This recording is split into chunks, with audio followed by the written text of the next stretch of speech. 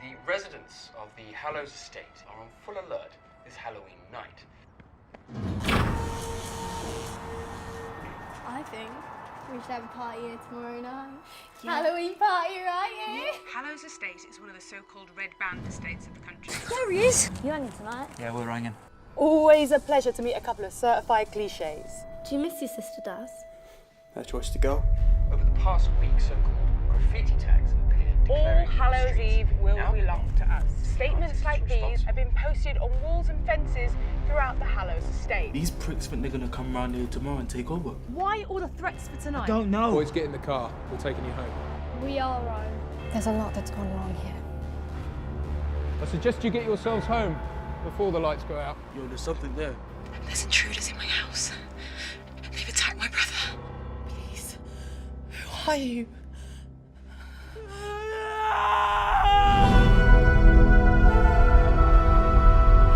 Please. I'm in here. What do you want? You part of this. These guys are really nuts. You're really trying to kill me. Sorry. This isn't one of your pathetic gang fights. Do you even know who these people are? Why did you leave? To get away. From what?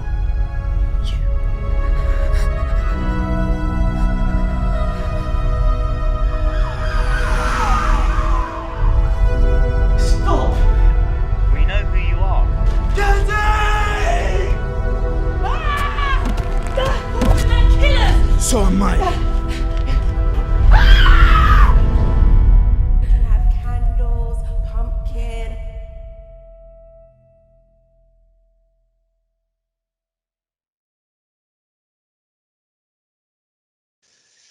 Hello, ValVerde, Duncan Casey, back at you once again, like some crap DJ on North Norfolk Digital. I'm bad at intros. We all know this. What are you going to do? I don't know.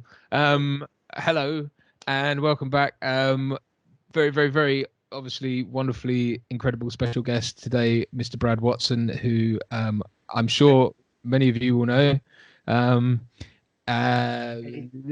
He's taken he's very kindly given up part of his Saturday evening to sit with me and chat. Brad, just before we get chatting, I just wanted to say that this is a it's part of a series I used to do when I drive around in my car and just talk about crap to do with acting. That proved quite popular. People quite enjoyed learning about the industry and stuff. Yeah. But I always found it hard to kind of sustain that as a long form, and it was just ramblings from some idiot in a car. So I figured what would be really great is to get all my friends and contacts and people together, as many as I can, and just discuss their experience with it. Richard and I did an episode just of us back at the start of the year talking about this sort of stuff, but I'm very, very, very happy to get you in because I think we've got a lot of people in our audience who are either actors or directors at film school and stuff like that, and I think this really helps them kind of calcify their ideas in terms of and get some idea of real world experience. So I'd love to be able to chat with you about that as well. Yeah, sure. That's why I'm here. Sounds good, man. Because Brad is Brad is very much a working director. He is he's out there. Go check him out on the IMDb. And and all that stuff. But yes. So I guess let's start with you, kind of where you. Let's start at the beginning, Brad. And I don't know whether it's Alan Partridge, but let's start kind of where you started, because you've been in the industry for a while now. I won't say a long time because that has age implications. A shit long time, yeah. Yeah. So how did you get into the industry? Okay, well, I wanted to be a film director before I knew what a film director was, and because it was like at the age of 8. I mean, I can pinpoint it exactly. It was when I saw E.T. was the moment that, and what it actually was, and I keep I keep ribbing my dad about this. It was his fault because just before we went to see ET, and I was a little 7-year-old Brad, like looking forward to this movie that was being hyped to buggery at the time. I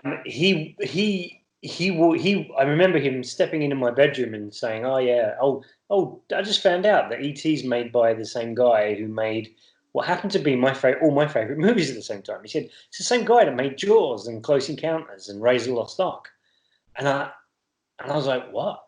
And suddenly, and then I went to see ET, knowing this bloke, this Stephen guy, had made all the movies that I loved. You know, at the age of 7. I was a precocious little idiot. I was obsessed with movies before I knew it was a thing you could do. But that was the moment that I realized it was a thing that people did. And not only was it a thing that people did, it was, for some reason, this guy, this Stephen guy, the stuff he made, it resonated with me. And I realized that, okay, so your personality's in this, and I'm not obviously articulating this in a way that I didn't to myself as a 7-year-old. It's like, in hindsight, I realized this is what was going on, and that I knew, but I didn't know what a director did, and I didn't know all that. I just knew that this guy was responsible for all these movies. And then suddenly, boom, that was it. Movies became my life, and I became the obsessive film geek in my school. Everyone knew it was Brad, the film guy, and that was that. So I knew that I wanted to get in the film industry the second I left school. Wasn't possible because I didn't, and this is very bad, I didn't stay at school and do A-levels. I wanted to get out of school. Not because I found school horrible. I got on at school very well. I had great friends. I had a great time at school, no problems there. And I was often in trouble, but only just for not doing work. I wasn't a troublemaker. But I was just homework. I would just get home and I'd just be like, can't be bothered. So I was always getting in trouble for that. But school was fine. But I just knew so much what I wanted to do that I didn't stay in I just to, sorry, step in. I had exactly the same thing. I at my school when I did A-levels, but we had crib sheets, like, because I went to a public school. I got a scholarship to get in, everything, blah, blah, blah, but it was a boarding school, and my housemaster had a crib sheet on all of us. One was all the things you'd done wrong, like naughty stuff, and then one was like your work related stuff, like your homework and everything. My naughty sheet was just blank. I'd done nothing wrong. I never smoked behind the bike sheds or any of that stuff, but my not doing homework sheet was horrendous, apart from like drama and music and all, right? So exactly, I was exactly the same as you. Yeah, no, totally, exactly. The only time I would get really good grades at school was when my English teacher, who was wonderful, she often would set film-related tasks,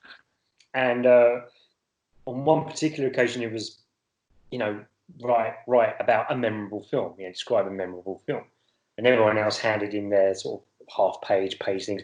I wrote like a 9-page epic dissecting Back to the Future Part 2, and like going into it, unraveling all the timelines and going, and I got A+ for that. It was like, because I could really express myself. But anyway, so school was fine, but I was just a film geek, and I wanted to get out of it and get into the film game as soon as possible. But to get into film school, I didn't. I was too young, obviously, and without A-levels and things like that, that couldn't happen. But I was still determined to do something, and and I love theatre. I'm a theatre nut as well. So what I could get into was a stage management course in Guildford.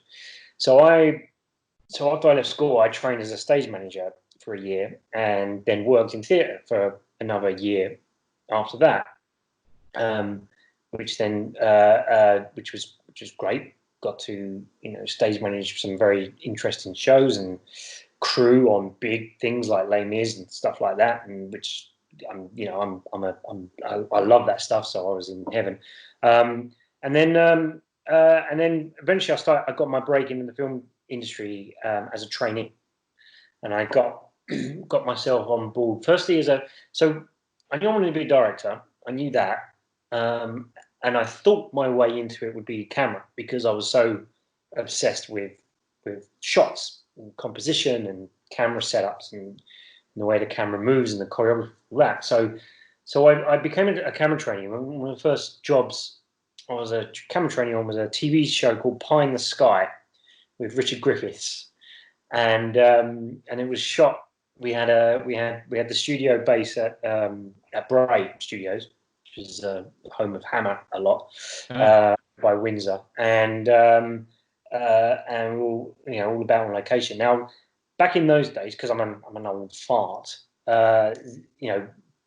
TV shows like that were shot on 16mm, super 16mm at the time, and which is all the single perf 16mm, and which means that you're shooting with film crews, and film crews are film crews. So I'm working on Pie in the Sky, this lovely little BBC show about a retired detective who opens up a restaurant, but then still solves crimes on the side, and I'm working on this lovely little thing. But the camera crew I'm working with, they were all on the flying unit of Superman. They all worked on Star Wars. They all worked on the camera operator worked on Superman and Superman 3, and they knew the focus puller. He would talk about Dickie Donner and Dickie Resta and bang on about all these things. The props guys, all that stuff, fantastic. So then, so suddenly it was like suddenly I'm mixing with these people, and suddenly that world suddenly became so much closer.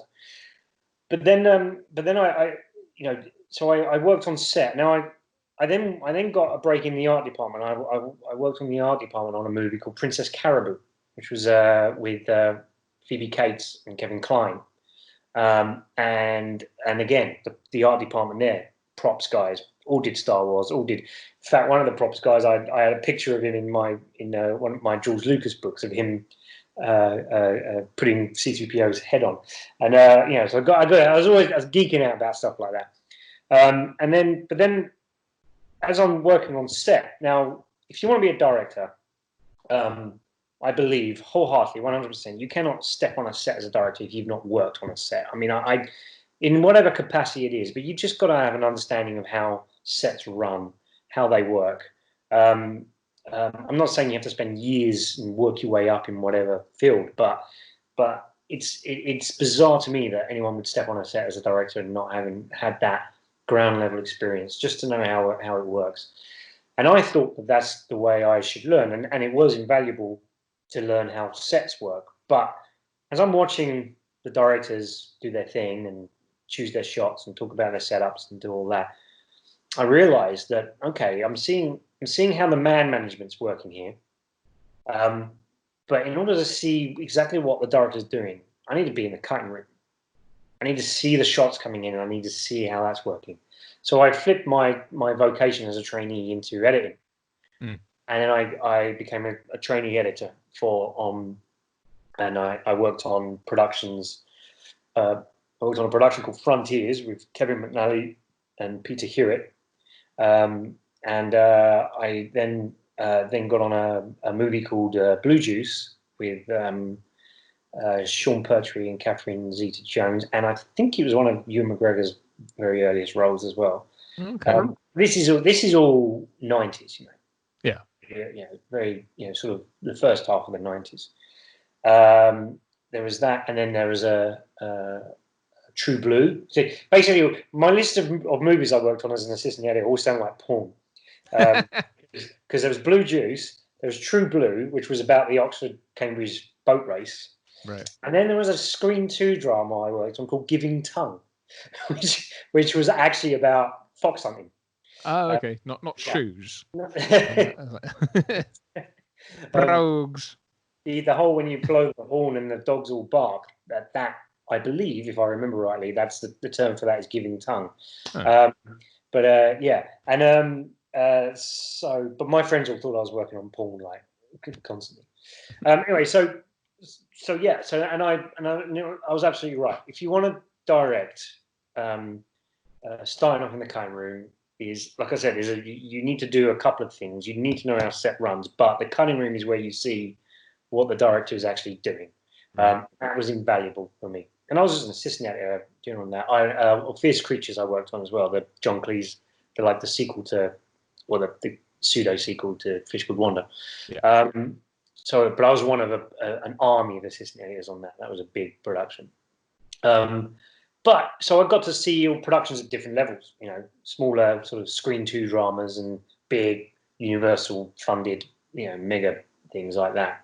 And I got to, you know, I was running around Pinewood Studios and doing all that, and I was like a pig in shit. I was having a wonderful time. But then obviously, you know, so I had a good 7-year career I became an assistant editor, from training then up to an assistant editor. And then obviously, you know, I'm sort of, you know, buggering about with scripts and things. And now I've written and I've written and directed, but I don't consider myself a writer. But you know, it's like you sometimes you just want to get your idea down and you want to do it, so you write a script. So I was fiddling around with a few scripts and doing that, and sort of learning my trade there. And then you know, fate kind of starts, you know, playing its hand in a few things. I ended up, I decided, right, to be a director now, maybe I need to go to film school. Now I'm, you know, well into my 20s. I've got all this experience behind me. I'll go to film school. So I applied and got into the national, at the time it's called the International Film School, the one in Covent Garden. And I did 2 terms there. Because it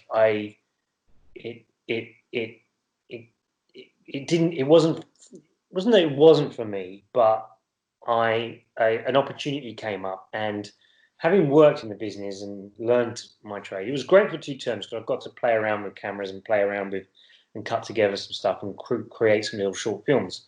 But being a student again wasn't really, you know, the best thing for me. And then an opportunity came up to work in New York for a bit and to help set up a company out there, which I took.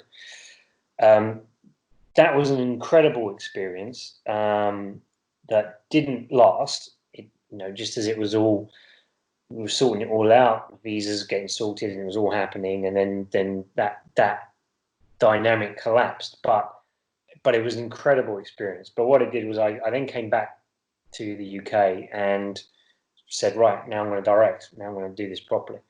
And then basically it was about scrimping and saving and spending money on making short films, doing all that. And then eventually I got into music videos and started making music videos. And then suddenly you start getting paid to make your little short films. And I became known for kind of being pretty good at narrative music videos, not so much the performance-based ones. I was doing narrative stuff, and I ended up making I did a trilogy of videos for the Stereo MCs, if you remember those guys. I'm gonna get myself connected. Yeah.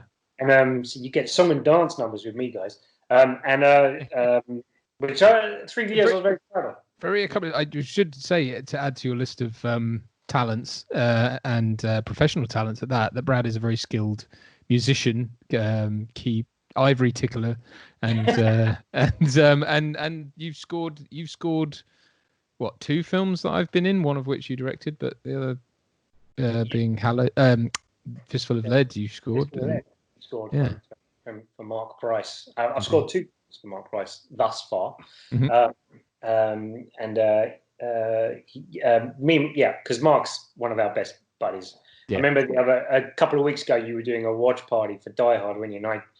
And I was chiming in, and I kept every now and then I kept throwing in Mark Price's hat. Every time someone mentioned Mark Price, I threw in Mark Price's hat. I don't really do that, guys. Mark is a wonderful director, and he's a dear friend of mine. And he's the reason that we met. In fact, it was Mark Price that got me into you guys and recommended you for me to see for Hallows Eve, and that's how we met. So it's all Price's fault. It is. It is. Bless him. He's the linchpin. Good old Mark. He is indeed. So I got into music videos, blah blah blah, doing all that, and then eventually, got a very low budget movie made called Asylum Night, which is hilarious. It's I mean, I would never say, look at that and see what I can do. I'm proud of it because it's funny. It's bizarre. It's pretty surreal. I kind of go off the wall a little bit with some stylistic ideas, and it's very cheap looking in many ways. It was shot on on mini DV at the time, and it was but it's intended to be a laugh, so you can kind of get away with a lot. And I was very pleased and honoured to have Kim Newman in Empire magazine compare me to early Peter Jackson with that film, which is Nice. crazy indeed, and I'm not worthy of that, but it was lovely, and I got to thank Kim Newman about that as well, and we've encountered each other a few times since, so Asylum Night happened, and we kind of did that for like £4,000 all in, and Wow. and it was hilarious, and everyone had a great time doing it. We had a great time, and I learnt a lot doing that.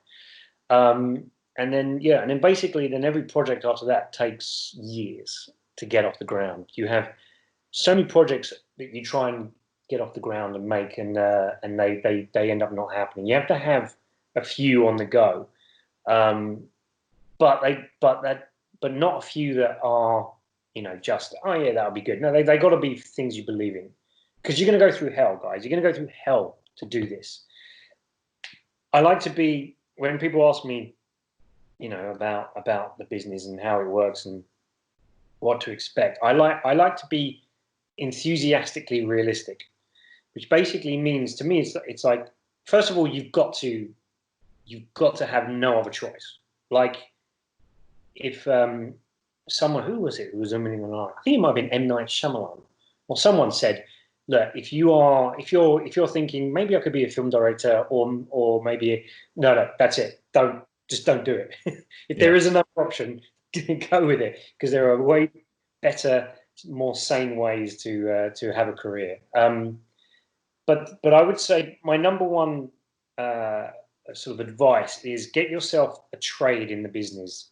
If you want to be a director, try and be a cameraman or be an editor, which is what I became, and I'm still I still earn most of my kind of bread and butter money out of editing, really, and that keeps me going whilst the directing jobs are being lined up or being funded or just about to happen and then fall through, which happens all the time. You spend 3 years trying to fund something, and at the last minute it will fall through, and that's happened to me on occasion, and for the most inane reasons as well. So you've got to be a bit Teflon about it, but you've also got to get yourself in a position where when that happens, it's not going to screw your life up. So get that safety net. If you love movies, then you shouldn't have a problem finding a vocation in it that's not directing, in order to keep you in the game whilst you're getting the movies that you want to make. Just on that point, a question, because I find like from the acting point of view, that I guess because it's such a public facing element of it, even though directing is that, but it's like, I've often wondered that as well. Like, but my feeling is, if as an actor, if I became an assistant to a casting director, for example, as a sort of equivalence, I know so many people who've done that and just been kept sidelined and not allowed, they maybe get to read for something occasionally, but basically they're not ever given an opportunity. And I don't know what other, like, because I write, that's basically what I do to bring some money in, and I'm very grateful I am for it too. I don't like to call it a fallback, because, as you say, I think it's important to have your back against the wall in this industry at all times, because you if you're not fighting every opportunity, then you're just not going to get through. But I don't know what the equivalent is for an, like, because some people talk about being an extra in the same kind of way, and it's like, you can't really do that, that doesn't work. It's different. It is different for actors, and that's why it is like, it's hard for me. It's hard for anyone that's trying to get to a kind of a pinnacle point in the career. But actors have it far worse, far the hardest, because you're right, because there's roots to what I do, and those roots you can get to and stay at for a little while whilst you're, trying to get in that final little run. With acting, it's pretty tough. I mean, really, the problem is that we're talking, things have changed now. Like, here we are in lockdown, or at the end of lockdown. Hopefully not for long. I'm on a project right now, which we're in prep for. So that's great. Things are changing, but one of the things that have been hit really hard and likely to continue to have a problem is theatre, live theatre, and things like that. And that was traditionally the kind of the breeding ground, the bedding ground for actors to practice their craft, to get to know people, to get showcased, to get under the eyes of agents, and all that way. I mean, because the thing is that the film industry in general is there's a, and I don't mean this to sound as insulting or disparaging as it is, but there's a middle management level that kind of hold the keys to a lot of things, and actors have to put up with that a huge amount because you've got agents, agents and casting directors, and they're the two links between actors and the filmmakers. So they're the people that you're constantly trying to get on the radar of, and and that can be a slog. That can be a slog, and it's hard. And the thing is I like to be realistic in this way, because people need to be prepared. But I will never say don't do it. If you want to do this, do it, because by hook or by crook, you've got to have the mentality that you will do it. You'll do something. You'll get there. Life's too short, so just figure. But I just say just figure out a game plan to keep you afloat. That's the earliest thing. People are,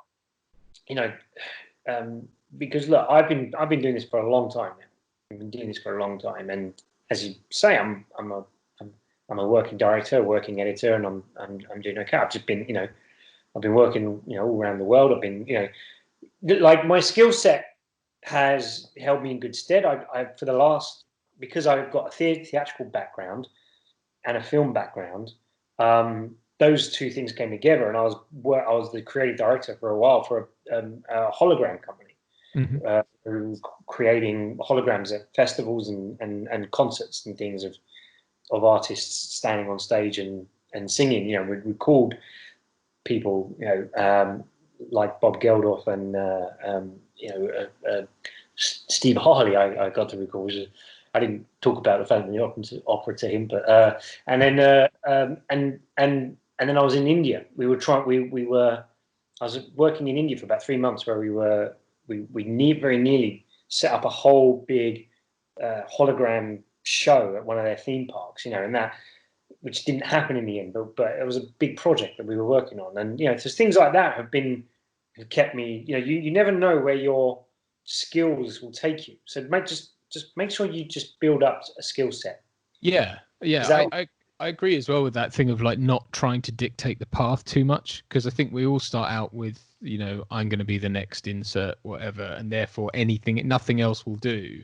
And it blinds you to an awful lot of what is happening for you, because a lot will happen for you, but you have to be open to it, and you have to be ready, and accept that, like, Harrison Ford didn't go out with the idea of like, I'm going to be Air Force One. He wasn't going like, I'm going to be Han Solo and I'm going to be made for life. Like, that wasn't on the agenda. It was an opportunity that was presented to him, and he seized it and made it his own. And I think you have to be willing to work like that. And this speaks to another thing, because most people's touch point with what we do, and especially actually with what you do, is unfilmed Brad Watson, right? It's like when your name is in lights because you made it, like Mr. Spielberg, Mr. Nolan, Mr. et al. Those are the sort of celebrity directors. And then it's like, but and it's just assumed that no one else makes movies. Yeah. And it's like, but you're very prolific. You've been doing this a long time. You have a career in it. You earn money from it. You know, it's not like you're no one. You make movies. You know, and you create and stuff. So it's like that's something that I think people need to sort of understand, is that there's a ton of stuff they can do. They don't have to be Tarantino. You know, great though that would be, I'm sure. But it's like, you know, it's well, this is the big thing as well. Is there's the perception that some people have, and there seems to be a bit of a notion at the moment for younger people coming in the industry that that's what's going to happen to them. That they're going to be Tarantino, they're going to be Spielberg, who, you know, makes Jaws when he's 28 or whenever it was, 8, and he and you know, and it's like, guys, that you have to accept that is not how this is going to work. Now you have to. I remember I was at Leeds Film Festival for my movie Beacon 77, or Seventh Dimension as it's called here in the UK, which was not my title. And that, in fact, that's where I met Mark Price at that festival, because both our movies, he had Colin and Beacon, that we were both in competition together, and that's how we met. But I was at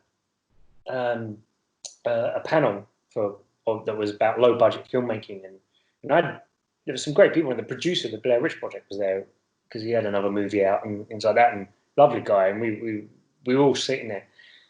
There was a whole bunch of students in there, and one of the questions that one of them asked was, "How do I get to where you are now?" And I was like, sorry, I don't understand the question. You know, how do I? I said, what?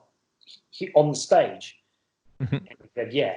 Right. And at first, because I can be a flippant bugger, I said, just walk forwards and up the stairs, and there you are. Yeah. But I knew what he meant, and it was about, you know, he's like, how do I get to be? It wasn't about how do I get to make movies? How do I get to do this craft? It was about how do I get to be someone sitting on a stage, you know, showing off to other people. Yeah. And I said, if that's what you want, mate, forget it. If that's what you want, forget it. That is not you. You've got to let all that nonsense go. You have to be in this for the love of it, because it's going to be a very, very long game. You've got to be prepared for that. You know, and there's other people that said that, they're, you know, if they haven't directed a movie before they're 30, they're gonna, you know, they'll consider themselves a failure. I'm like, dude, get out. Just get out of the business. Just, if that's the kind of attitude you've got, forget it, right? You've got to be in this because you love it and because you want to go somewhere. Now, don't get me wrong. When I was an oiky, snotty-nosed 21-year-old, I thought, yeah, I get the Spielberg thing. I can be the next Spielberg. But you very, very, very quickly realize that that's not how it works, and that you're not that special. Yeah. That there are loads of, or you can be good, you can be great at what you do, but there's loads of other people as well. And there's also so many things stacked against you. Someone asked me once, just after I finished Hallows Eve, asked me, you know, how did I get Hallows Eve made? How did I get it funded? And I took him. He was a young guy, and I took him through the process of how the funding happened, which is all connections to people who know the people who, you know, who know how, people who can orchestrate the tax schemes that help, you know, stimulate these money and all that stuff.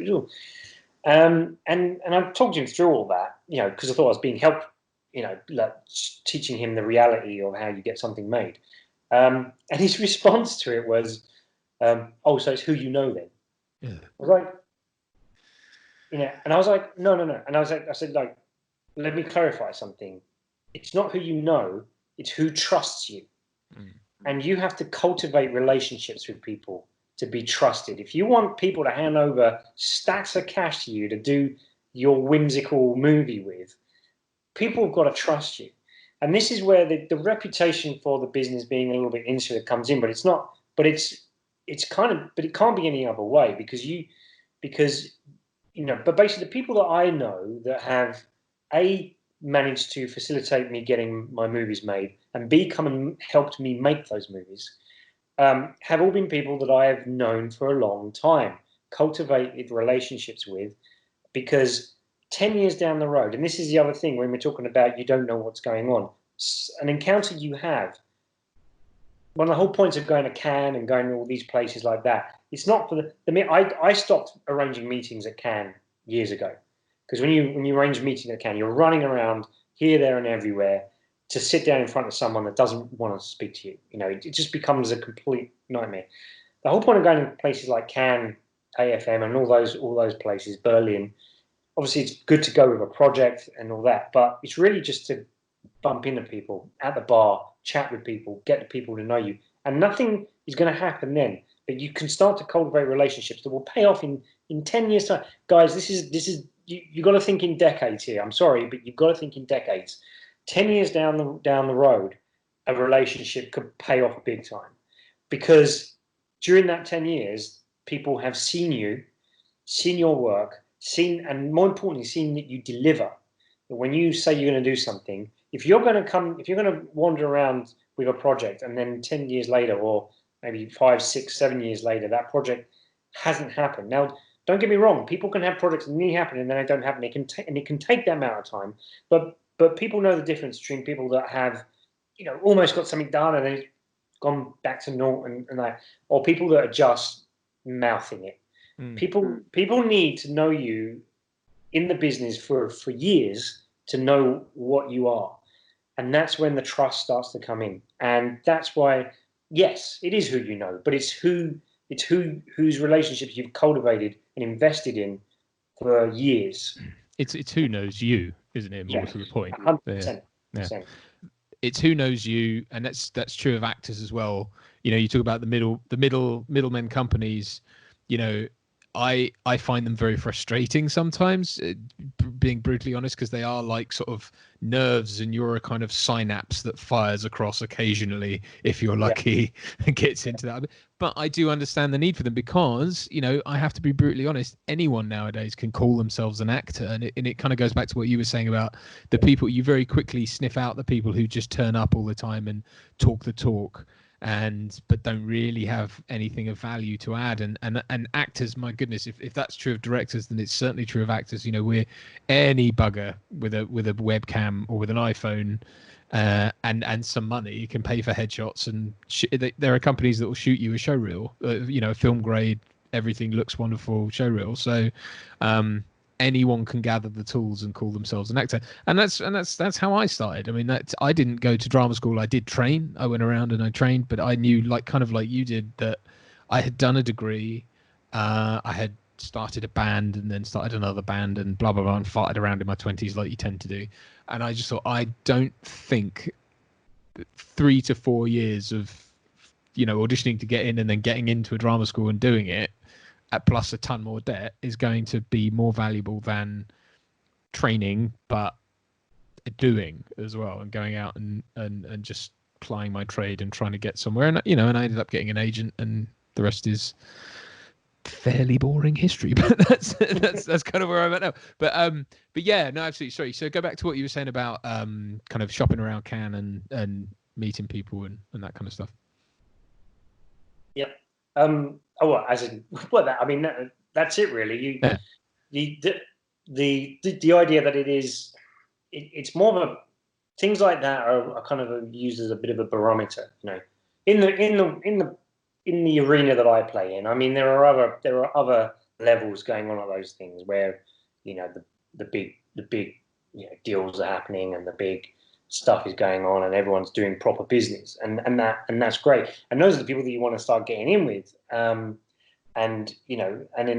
spent the last, kind of 3 years really working with a couple of producers who are, who are right in there. And, and I've come very close to franchise movies, and I've come very close to this, that, and the other. And I've been, and I've very fortunately been well looked after during this whole nonsense going on now, by one of those producers who's based up in York, and which is where I've been living and working for the last few months, and will hopefully continue to for a little while, because there's stuff bubbling up there, and we are trying to get things moving. We are in prep on a movie right now, and hopefully that's all going to happen. So by kind of just being around the game a lot, you end up then getting noticed and picked up and by these guys who are the real movers and shakers.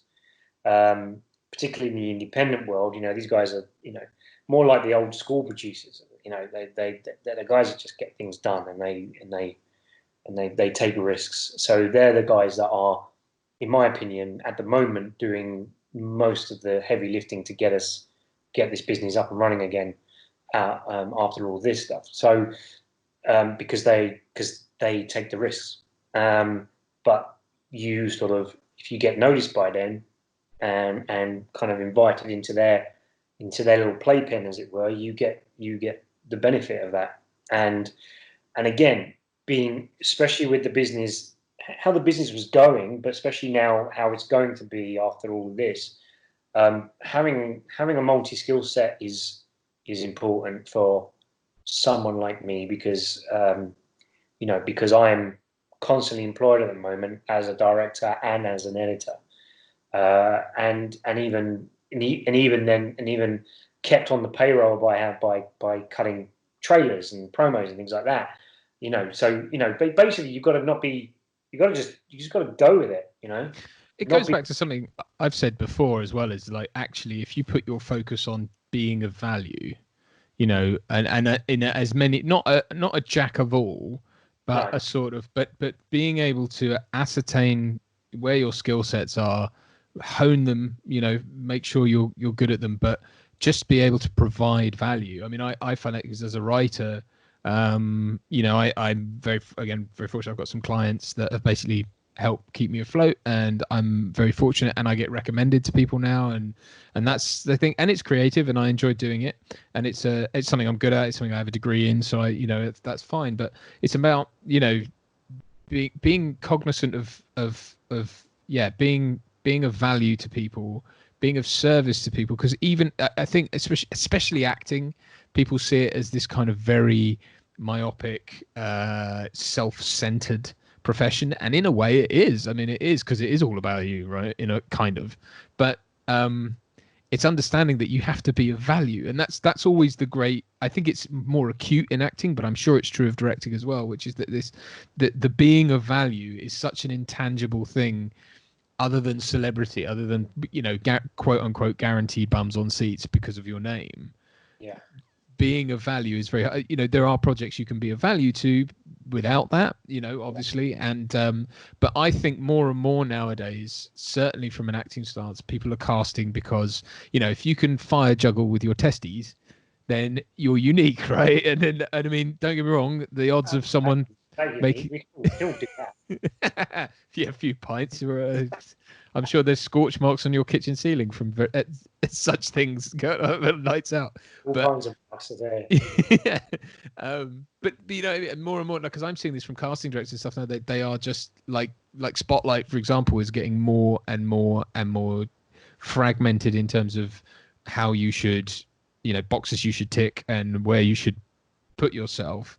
I mean, I'm told a lot, you really need to hone down your voice skills, because that's something that people will look for, and they won't want to waste time, trying things out or taking punts on people. If you can say, look, here's me, and here's an example of my Irish accent, and here's an example of my thing, and it's just there, then you're of value, you're of use to them. And I think that's something that gets lost a lot of the time. I think certainly with actors, it's like, I went to RADA, I went to Lambda, therefore I'm of value to you. Well, are you? Because actually in the big wide world, that's not. Yes, it puts you above, I suppose, other actors at your age, potentially, or your stage, but it doesn't automatically mean you're of value, because people don't go to the newest film by the latest RADA graduate.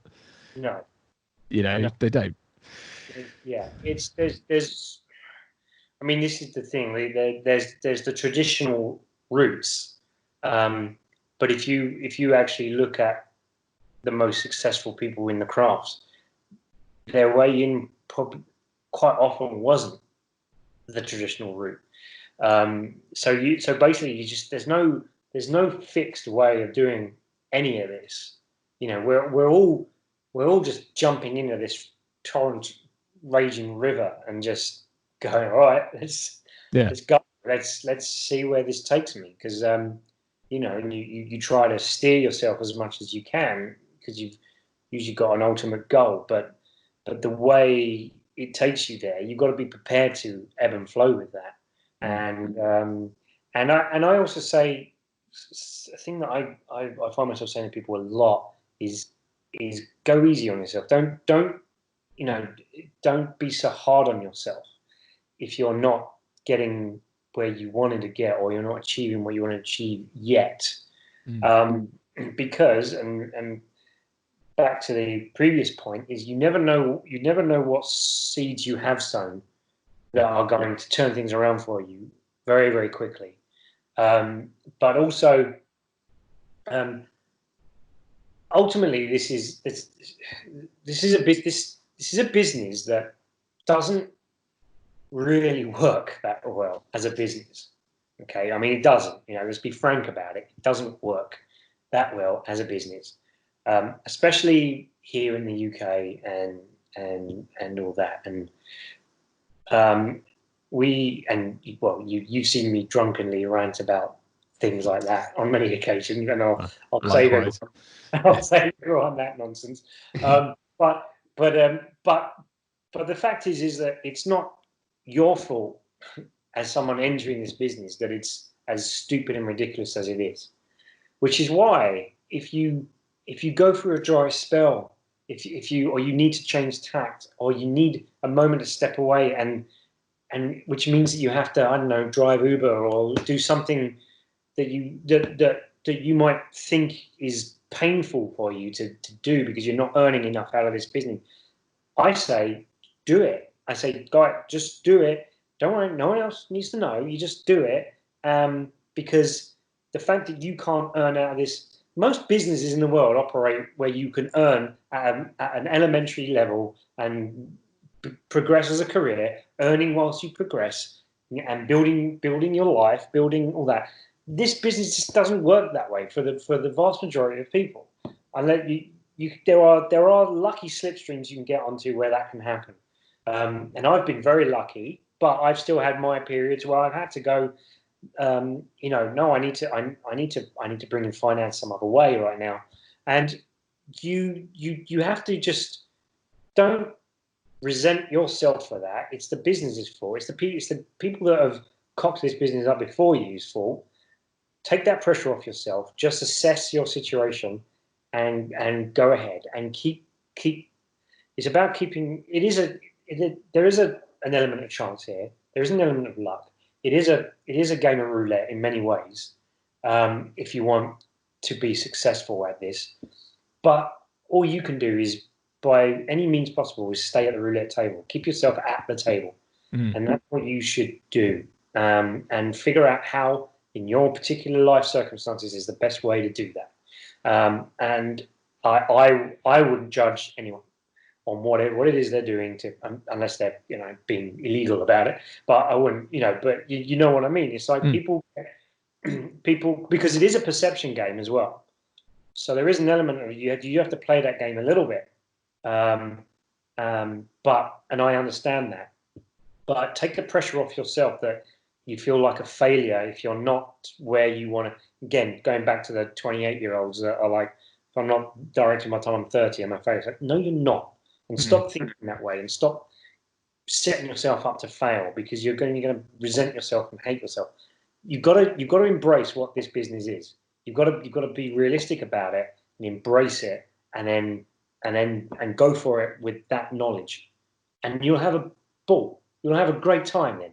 You won't hate it. I've enjoyed. Look, I've had some difficult jobs. I've had some hard jobs. I've had some bitter disappointments. I've been stabbed in the back by people. I've had projects collapse at the last minute. I've had all these worst things that happen. But the vast majority of the time, I'm having a ball in this business, and I love it so much. To the point that when one of those really ridiculous things happen now, I have a little rule. When a disaster happens like that, I allow myself one day of feeling sorry for myself, one day of sitting in my pants, watching Netflix, eating as much pizza as I can, of just not giving a crap about anything, and then the next morning it's back to business, and off you go. You know, you've got to roll with the punches, because then you're going to enjoy yourself so much more. Life's too short to go into this gig and end up resenting it. You've got to love it. I think you've absolutely hit the nail on the head. And it's about understanding that just like life, it's the journey, it's not the end destination. And if you spend too much time living in places you're not, i.e. either the past or things you've cocked up or things that didn't go right, if you spend too much time mentally living there, you're just going to make that part of your outer world. Yeah. You're making that your life. Stop making that your life. Make it about today. Make it about what you've got in front of you, and just keep, it's a cliche to say, keep moving forward. Keep doing, let's quote Rocky Balboa with his whole, but how hard you can get hit and keep moving forward. That's a bit of a... Sorry, but that speech is genius. Yeah. That speech is utter brilliant. Yeah. Brilliant, and it's genius. And it literally does sum up the film industry. But the thing that never gets quoted about that speech that I love the most is he starts with him going, you used to fit right here. And that's talking to everyone. It's like everyone started there, and it's like, now look, take stock of where you are and stop blaming anything for not being where you want to be. Like, you're on your way there. That's what you have to, people get really messed up over this thing of but I'm not there. And it's like, and this is sort of imagined utopia that they're going to feel. And it's like, actually 10 years ago, you've probably overshot the landing as far as that's concerned. It's just, you have to every now and then, Roots, take stock. You have to stop and look behind you and see where you can, and realize that, and then allow yourself a little pat on the back. Allow yourself that, and then right, okay, off to the next destination. You've got to do that. But if you don't realize how far you are coming, then you just it's just constant resentment, constant jealousy, people constantly comparing themselves to other people and where they are in their careers and things it's like one of the reasons me and Mark Price are such good friends is as we're both directors, we both want to make the same kind of stuff. We both have the same loves. Technically we're competitors, but that's the last thing we are. We are so supportive of each other, and because I know that when he has a success, it's good for me. Because the perception of a filmmaker in the same boat as me doing something is great, and vice versa for him. And we always help each other out on our projects, and we're each other's loudest cheerleaders. You've heard us both at our own screenings. Absolutely, you both sort of host each other's screenings, and you do scores for him, and it's great. It's wonderful. Yeah, it's fantastic. He's in Hallows Eve as well. He is indeed. He's character in there, and So sometimes you've got to find those people, those life rafts to cling on to go on the journey with, to sit in a pub, get drunk and bitch and moan with as well. But if it's the right people, you end up just laughing and having a great time. I like to think that's how you and I aren't in the same profession, and a cynical person could sort of see it, I suppose, as me kind of nepotistically trying to get in with you or whatever you want to call it. But it's like, honestly, you and I, the wonderful thing about how I met you was it was about two people who love film and love talking about the same things and all that kind of thing. And it's wonderful when we get to work together. You and I, we've done 2 films technically, I suppose. You've directed me twice. Yes. Is that right? Basically, once was in your kitchen, and the other time was in Hallows Eve. Okay, just so everyone's clear, every movie I make, I end up doing a pickup of some kind in the kitchen. Now, even a movie that I didn't direct, no way did I direct, but I ended up being part of the UK's shoot of the movie, starring Nicolas Cage, and we end up doing some footage in my kitchen. I don't know, this very kitchen, by the way. This is the kitchen that we did in. So it doesn't matter what scale you're at, you still end up resorting to the same old tricks. But anyway, that's a whole. That's absolutely that's a great point to make, and that's something, I've been on big sets and small sets in varying capacities, and the common denominator is always actually the making of the film requires what it requires, and it doesn't matter kind of what stage you're at. if it's a winter scene, you have to shoot it in the cold usually, you know, and that doesn't, no amount of trailers and masseurs or blue M&Ms is going to stop that from being an uncomfortable experience, you know, and that's just how it is. So I think people get this, again, it's that end goal mentality of like, oh, one day it won't be a struggle anymore, and it's like, that's not true. It'll always be a struggle, but it's learning to love that struggle, and you know, in order to be able to love it, I think it's about taking full responsibility for all of it, and for loving the fact that it's yours. So your career is beautiful, it's wonderful. You know what, you wouldn't want to change it, I'm assuming. So it's for all the like cock ups, and it's certainly for me, like I do I wish I was, you know, doing you know, off in Hollywood doing big blockbuster movies, I guess, but I wouldn't change, you know, some people, I've been asked before, like, would you swap careers with someone like, or swap lives with like Brad Pitt or Tom Cruise or something? And it's like, well, no, because that would mean I would lose 25 years of life, you know, and who knows what can happen in that time. I don't think I would want that at all. I want my life, you know, and then that's so important, you know, and I wouldn't make films with you if that was the case. So like, that's, and that kind of question is such a non sequitur as well. I mean, it's pointless to think that way. It's absolutely pointless and a waste of time and energy to think that way, and to compare and contrast with other people, because life ain't like that, you know. And your journey and somebody else's journey is totally different, and you've got to. And people get, and especially in this, you know, the days of social media and all that stuff, where everyone posts only the good things that happen to them, and so everyone's social media life looks freaking amazing. You know, everyone just gets caught up in that whole, what they perceive as a race. It's like race. It's like it's a craft. So enjoy it. And who cares what other people are doing? Just keep your own house in order and get on with it. Yeah, I listened to a really great podcast, well, video vlog, I guess it was, with some the casting directors, the CDA, Casting Directors Association, casting directors, whatever they are, doing a series of vlogs now on YouTube, and they did a good one. I think it was Brendan McNamara, who's a casting director I've done a lot of work with, and he's a really great guy.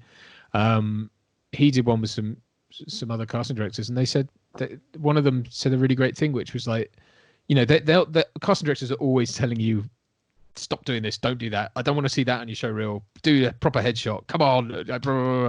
But he said, yeah, but look, stop beating yourself up, stop, you know, self-flagellating and thinking it's not a box ticking exercise, and right now nothing's going on, you're not losing out because you haven't written to 5 casting directors before your first cup of coffee, you know, that's all well and good, but like, just try and understand that, like, actually right now you just need to make sure everything's there, make sure, you know, all your admin's done effectively, but just chill, because you're not bad, there's nothing, you didn't do anything wrong, you didn't make COVID, you can't go and find a cure so that you can get back to acting, you know, it is just the way it is right now. And I think that's really important, you know, is to just chill sometimes. Absolutely. You've got to be, I tell people to do what I do, I have to almost be schizophrenic. Literally one half of me has to be this ambitious, single-minded, you know, sort of, you know, see the target and go for it type of personality. But you've also got to have that other half of you that is chilled, relaxed, just roll with the punches, and just, you know, and not get irate about every little thing, because you'll give yourself a heart attack before you're 40. And you've got to, you know, you have to have that ambition side, but you've got to be able to temper it with a slightly more chilled side. Otherwise you just won't survive. Yeah, it's self-awareness as well. It's that thing of understanding what you need, and it's very hard. Don't get me wrong. Like, I know, again, certainly from an actor's perspective, it's very hard to place yourself in terms of where. Like, I know as an actor, like, I know what's effective because I've been fortunate enough to work enough times at least to know what works, what doesn't work. I still don't know when I watch myself back if I'm good or bad. And trust me, if you read your reviews, that won't give you any kind of indication either, because they again are schizophrenic. Like, so it's forget all that stuff. But it's like when you turn up on the day and the director, everyone's happy. If you're getting through your takes quicker and you're not having to keep going back, then that's probably a good sign. But I think it's about sort of knowing where you need to improve, but not from a sort of, as I say, sort of self-flagellation. Like, because actors really can get into that mindset, and then when they get presented with an opportunity with someone big, they, there's too much riding on it. There's too much going on. They're too used to beating themselves up about stuff, and they crumble. I mean, I've been in those positions myself, and I've had to have a word. I remember doing Edge of Tomorrow. That suddenly being thrust onto a set with Brendan Gleeson and Tom Cruise and Jean-Marie Baptiste and Doug Climon's directing, and it's all like, whoa, and it was overwhelming. But my heart was doing this because I wasn't expecting it on that day. And I just had to say, hang on, how many times have you complained about not getting opportunities? Here's an opportunity, get on with it. Shut up and get on with it. But that's, you do have to, when what we're talking about, it's not the same as being lazy and not making any effort and not preparing, but it is about understanding that, knowing when you are, you're ready, you're capable, you're ready to go, you're keeping yourself topped up with whatever you need to do, but recognizing when enough's enough and now it's time for the opportunities. Very, very quickly, I just want, because I don't want us to drag on too long, but and I want you to get back to your Saturday. Been dribbling away. I'm totally no, sorry. It's wonderful. Honestly, it's nothing to do with you at all. I just wanted to ask you from a director's point of view, because I think this is probably a question that some of our viewers will have, and I know they'll want the answer to be something I know it won't be necessarily, but when you're looking to cast something, the obvious things aside, like, do you look like the character? Have you got a face? All that stuff. What do you when you're sort of looking at working with a new actor, say? So, like when you met with me, for example, for the first time in that Costa at Elstree. Elstree, yeah. The day after, bless him, your dog passed away, which was I just put my dog down. Yeah, yeah. Not a good day to meet anyone. What are you looking for in an actor? The number one rule in terms of, all over the place is can you take direction? That's the number one thing now, because I've had people come in and nail the part. Like, they walk in, they look perfect, they've read this scene right, and I cast them. This is why you've got to make loads of short films, guys, because this is where you learn this sort of stuff when you make short films. And I've had people just be perfect in the audition, and then I'm on set with them, and then I ask them to do something different, to give me a different nuance, and they can't do it, and suddenly you realize you're in trouble, because you now know that you're going to have one decent scene out of this person that was their audition scene. Everything else is going to suck.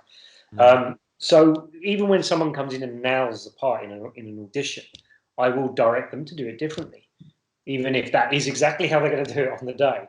I will see how they respond to direction. I want to know what they're like. I want to know how intelligently they apply it. It's very, very, because if you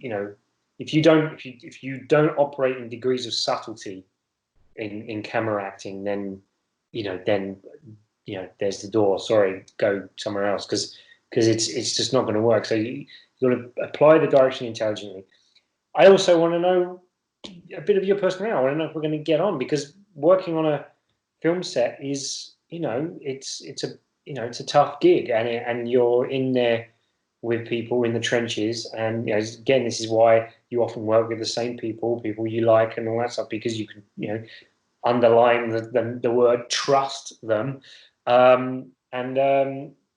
need to know that this is going to be a person that I can work with as a person, that they can take direction brilliantly.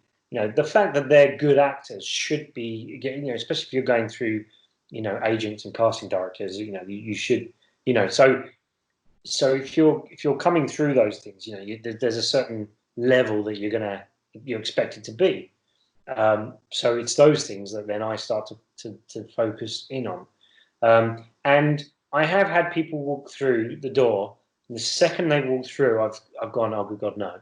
Like, as in that, they don't look like they're headshot, they don't know anything. This is not the character. Oh my God!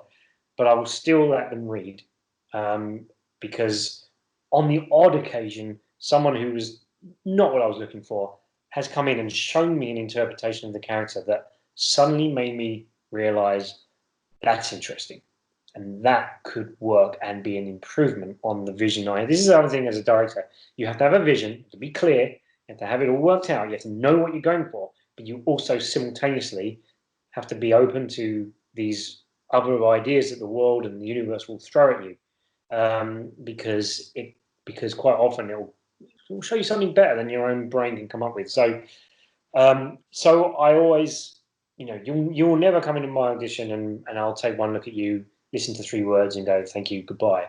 All my open auditions I always time it so that everyone's got time to give me at least 2 swings at the bat. And, because as far as I'm concerned, I owe you that respect. You come in and audition, I owe you respect for making that effort, putting yourself through that. And I would tell people, please, if you come into one of my auditions, it's not the end of the world. So just relax. Don't, some people have, I've seen them throw it away because they're so tense and they're so nervous. And it breaks my heart because I do know that I haven't actually seen what you can do, because all I saw was tension, and you're probably really good. And so I would really want to would impress on people. It's just, I know it feels like life and death at the time, but it isn't. It's just an audition, and you are much more likely to show people the goods that you've got if you're relaxed. Don't put that much pressure on yourself.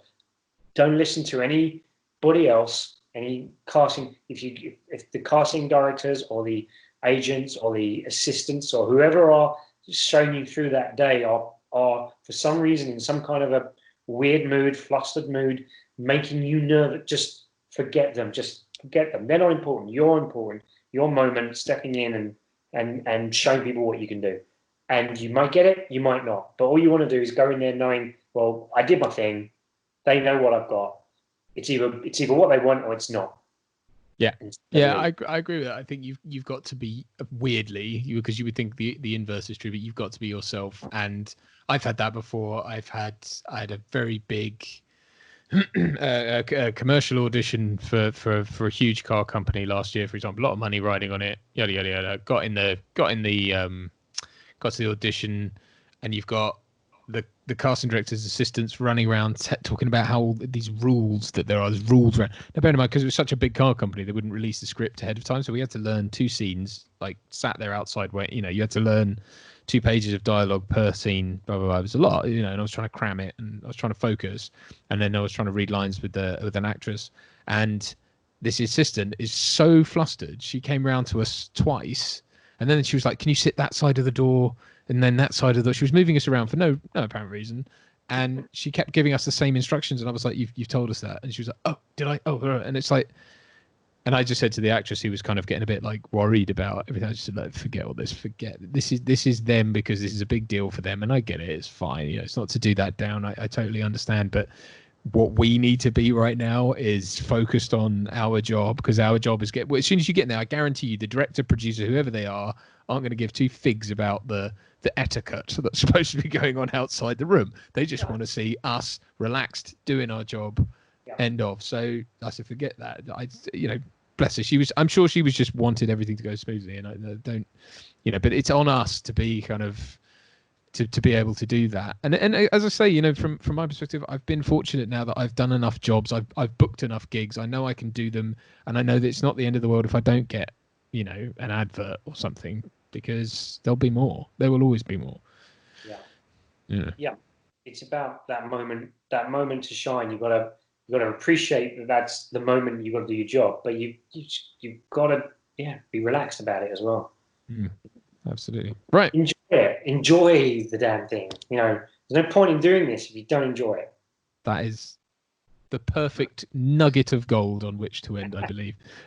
Thank you so much, man, for sitting down and having this chat. It's so wonderful, and I hope everyone out there who's listening has got something out of this. I certainly did, even though I know Brad and we've had these discussions many times. But it's always wonderful to kind of to get it out there, and I hope much in the same mold as kind of what I was doing last year, just rambling about things. But I hope it kind of.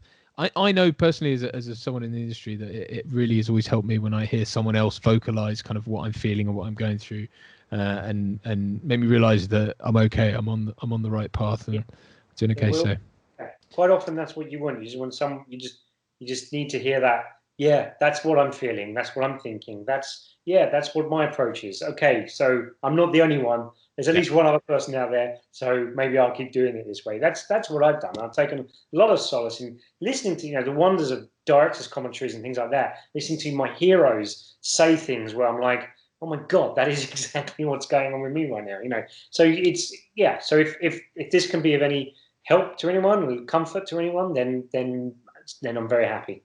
Very good, sir. And I'm grateful for you to wanting to drag me in on this. It's a great pleasure. Thank you. Just quickly before we go, is there anywhere you'd like to point anyone? I mean, we just decried social media for however long, but is there anywhere you'd like people to check you out? I'm useless on social media, by the way. I'm literally the worst person on social media. So there's nothing.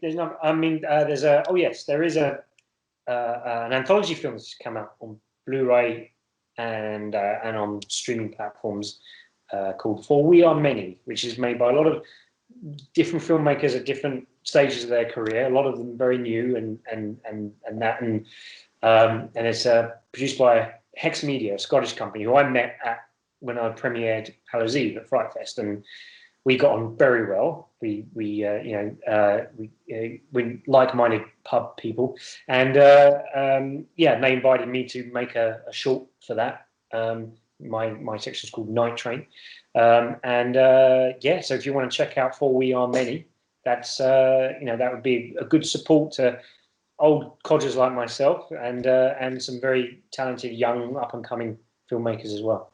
Very good. Thank you so much. And of course, Hallows Eve is still available on VOD, I think, isn't it? And you can. It's on stuff.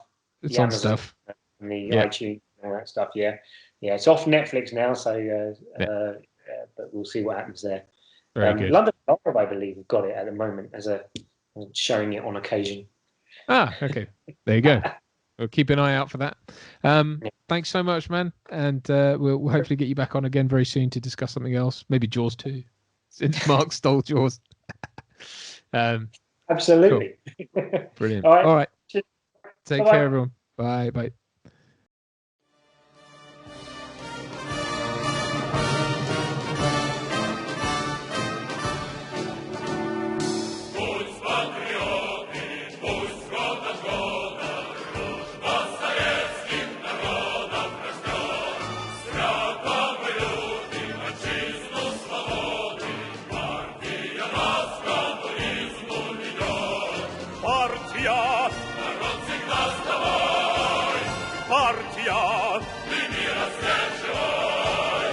Razum narod